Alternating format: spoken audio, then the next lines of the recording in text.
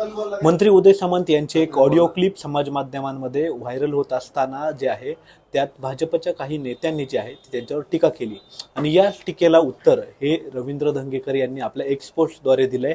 आपल्यासोबत स्वतः बोलण्यासाठी रवींद्र धंगेकर आहेत। तुम्ही त्या एक्सपोस्टमध्ये लिहिताना असं लिहिलंय की तुम्ही जे आहे ते एकनाथ शिंदेंच्या लाडकी बहीण या योजनेवर निवडून आलात आणि तुम्ही आता उदय सामंतांवर टीका करताय। नाही, आपण बघितलं असेल तर एका वृत्तवाहिनीवर ज्या पद्धतीने ते मी संभाषण ऐकलं आणि उदय सामंतबद्दल जी कुरघोडी दिसती त्याच्यामध्ये, तर अशी कुरघोडी करणं योग्य नाही। ही जी लाडकी बहीण योजनेमुळे निवडून आले, महाराष्ट्रात हे केलं, उद्योग क्षेत्रात हे केलं, ज्या पद्धतीने ते संभाषण झालं त्यामुळं माझ्यासारख्या कार्यकर्त्यांनी बोललं नाही। तर शेवटी आमच्या पक्षाचे नेते आहेत, गेली कित्येक वर्ष ते या मंत्रिमंडळात काम करतात, 18 तास काम करतात आणि जर भारतीय जनता पार्टीचे काही नेते चुकीच्या पद्धतीने त्याची चर्चा करत असतील, ती त्यांचीच नाही पण अनेक लोकांशी चर्चा केली, अनेक नेत्यांशी, महिला कार्यकर्त्यांची, ती संभाषण ज्यावेळेला येतं त्यावेळेला जबाबदार लोकांनी अशा पद्धतीने बोललं नाही पाहिजे। अमरीश पटेल असतील, विजय चौधरी असतील, जे काही लोक त्याच्यामध्ये होते त्यांनी ते सगळ्या गोष्टी थांबवल्या पाहिजे। आणि संभाषण जर वृत्तवाहिनीमध्ये येत असेल आणि लाडक्या बहिणीमुळे जर उदय सामंत साहेब निवडून आले तर मग बाकीचे कोणामुळे निवडून आले? ते एकनाथ शिंदे साहेबांची जी योजना होती आणि ते मुख्यमंत्री असताना त्यांनी ती रन केलेली। एवढा मोठा धाडसी निर्णय घेतला की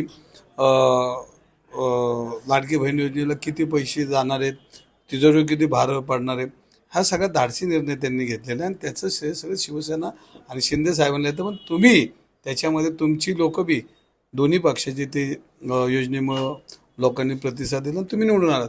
पण ह्याचा अर्थ असा नाही की ते तुम्हीच केलं, लाडकी बहीण तुम्हीच आणली आणि हे केलं, हे बोलणं योग्य नाही। म्हणून मी त्यांना, त्यांच्या नेत्यांना बी तुमच्या माध्यमातून त्यांना दापा, शेवटी मित्रांना मोठं करायचं का मित्रांनाच झोपवायचं हे ठरवलं पाहिजे। आणि उदय सामंत साहेबांना असं बोलला तर आम्ही कुणीच ऐकून घेणार नाही, शेवटी आमच्या पक्षाचे ते नेते।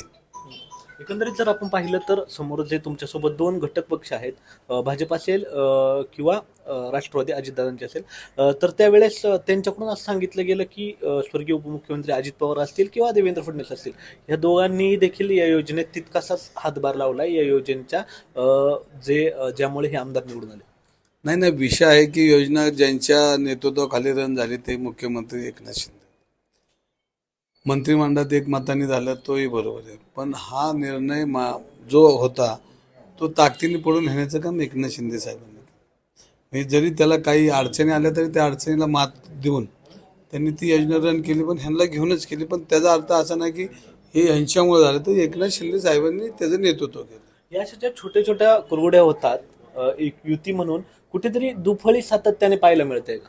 नाही, ही दुफळी तर काय, आपल्याला माहिती आहे की साताऱ्याचं आपण प्रकरण बघितलं असेल, बाकीचे महाराष्ट्रात प्रकरण बघतो, ह्याच्यामध्ये किती हस्तक्षेप करून जे पालकमंत्र्यांना सुद्धा यांनी हे विचारत नाही किंवा त्यांच्या मतदारसंघात जाऊन बी त्यांना चुकीच्या पद्धतीनं असे ट्रीटमेंट करतात, तेही बरोबर नाही। शेवटी पक्ष म्हणून आम्ही कार्यकर्त्यांनी बोललंच पाहिजे। ते जर सातत्यानं किती वेळा आपण ऐकून घ्यायचे तर कधीतरी बोललं पाहिजे। आणि जे उदय सामंत त्यांच्या कर्तृत्वावर निवडून आले, त्यांच्या मतदारसंघात जा, त्यांनी काम किती केलंय, दोघं भाऊ निवडून आलेत, म्हणजे का असं कोणी बी निवडून येतं का?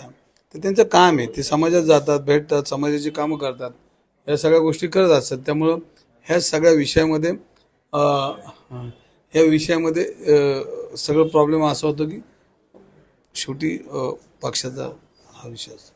एकंदरीत जर आपण पाहिलं तर हे होते रवींद्र धंगेकर आणि त्यांनी आपल्याशी बोलताना सांगितलं की लाडकी बहीण जी योजना आहे ती एकनाथ शिंदेंचीच आहे आणि यामुळे जो आहे तो संपूर्ण महायुतीला फायदा झाल्याचं त्यांनी आपल्याशी बोलताना सांगितलं। कॅमेरामन विक्रांत चव्हाणसह प्रथमेश तांबे, LS मराठी, पुणे।